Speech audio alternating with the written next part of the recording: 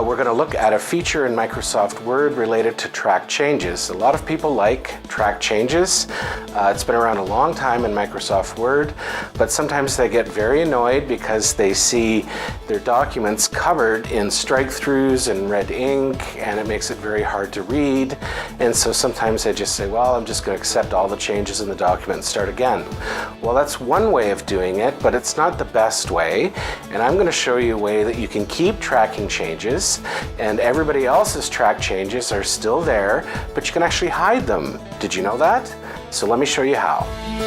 So here we have a very simple document. It's actually an essay, so it's ready for us to edit. And so the first thing that we're going to do is we're going to go under the Review tab and click on Track Changes. But actually that's the second thing we're going to do. The first thing we're going to do is we're going over to File and Options, and under the General tab we see the name of the person that is editing the document. It's very important to get this right, because if the name is wrong, or if it's something generic like admin, which happens a lot, look what happens. You turn on Track Changes and you delete this, and it's stated as admin as the person that deleted it. Well, who is that? You're not going to have any idea, and if multiple people have generic names like that, you're going to have absolutely no idea who's editing this document. So, File, Options, the correct name, and the correct initials. Click OK, and then your track changes are on, and you're ready to go. So here we have a document that's been fairly heavily edited. It's been sent around to 3 people, and all 3 people have had an opportunity to edit the document, and you can see that each person has their own color associated. So this blue color is one person, the red color is another person, and the orange color is a third person. And it's come to a 4th person who wants to start making some changes, and they get their own color as well. But when they see this document for the first time, the first thing they're going to say is, oh, it's such a complex document now, I can't really see what's going on, it's hard to read, it's very hard to edit, and they're going to be very tempted to do this. Select everything in the document and go to Accept All Changes. So what does this do? It actually gets rid of all the track changes in the document, and it gives you something clean. So it's great to look at, but the problem is that it deletes the edit trail. So you don't know what's changed in the document, you don't know who's changed it, you don't know when it's been changed, and sometimes that's kind of important because you might want to just see what one person has done, and so that's not really a great thing to do. So let's restore the edits in the document and find some ways of making this document a little more readable without accepting all the changes. So the first thing that we can do is we can go up to the markup option here, and we can actually, we have a bunch of options here. We can actually say no markup. And the no markup option means that it actually gets rid of all the track changes. It doesn't get rid of them, but we can't see them. And so we can actually start making edits to this document. And you can see up here the track changes are still on, and the changes are being tracked, but you're not able to see them because we've selected no markup. So we don't see the changes that we've made. The other option is to do something called a simple markup.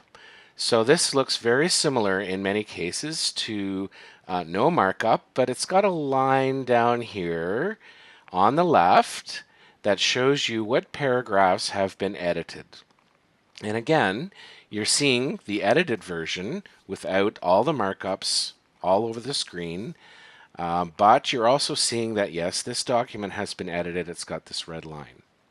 So let's go back to all markup here, because I want to see what editors have been through this document, and that's my preference. So how do I make this so that it's a little bit better to see for editing purposes? So I go here to show markup, and there's all kinds of different types of markups that I can turn off. Now we don't have any comments in this document, but if we did and I didn't want to see them, I would just uncheck this. Same with ink. If I wanted not to see ink along the type of change, I would just select this. If I wanted to get rid of insertions and deletions, I could do that as well. It's just hiding the changes. Or if I wanted to get rid of formatting changes, I could do that. Here's the other possibility that you can do. Go down to balloons, and you can show revisions in balloons on the side. So this, instead of showing crossouts when things were deleted, it just lists them here.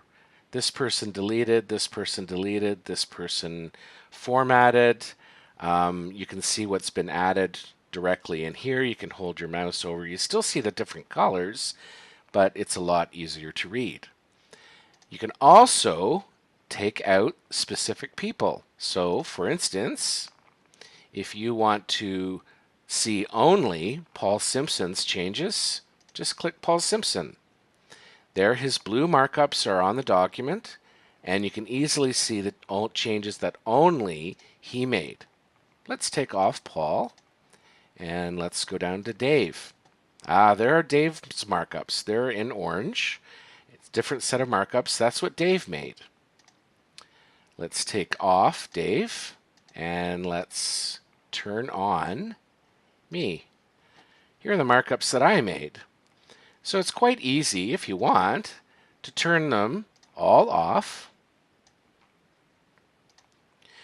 Just start to edit.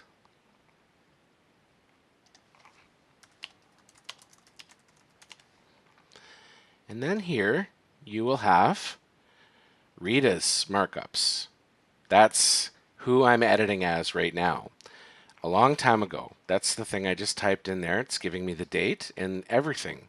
So it's showing only my markups, but I can turn them all back on again if I want.